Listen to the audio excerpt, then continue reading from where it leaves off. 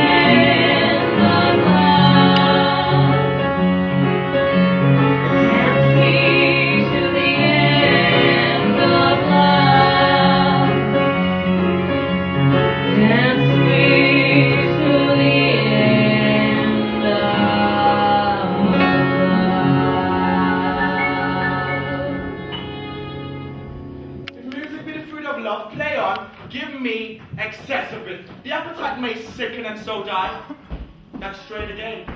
It had a dying fall, or it came over my ear like the sweet sound that breathes upon a bank of violets, stealing the given odor. Enough, no more. It is not so sweet now as it was before. O spirit of love, how quick and fresh art thou, that notwithstanding thy capacity, receivest the sea, nor enters there of what validity and pitch sour, but falls into abasement and low price.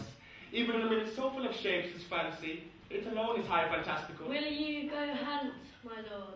What, Clara? The heart. Why, so I do, the noblest that I have. Or when mine eyes did see Olivia first, before she purged the air of pestilence, that instant was I turned to a heart, and my desires like fell in cruel hounds' instance pursuing. How now, what news from her? So, please, my lord, I may not have been admitted, but from my hand may do return this answer. The element itself, till 7 years' heat, shall not behold her face at ample view, but like a cloisteress she will veiled walk, and water once a day her chamber round with eye-offending brine. All this to season a brother's dead love, which she will keep fresh and lasting in her sad remembrance. She don't have a heart of that fine frame to pay this debt of love but to her brother. How will she love when the rich golden shaft have killed the flock of all affections else that live in her? And live a brave heart, these sovereign thrones are all supplied and filled, her sweet perfections with oneself king. Away before me to sweet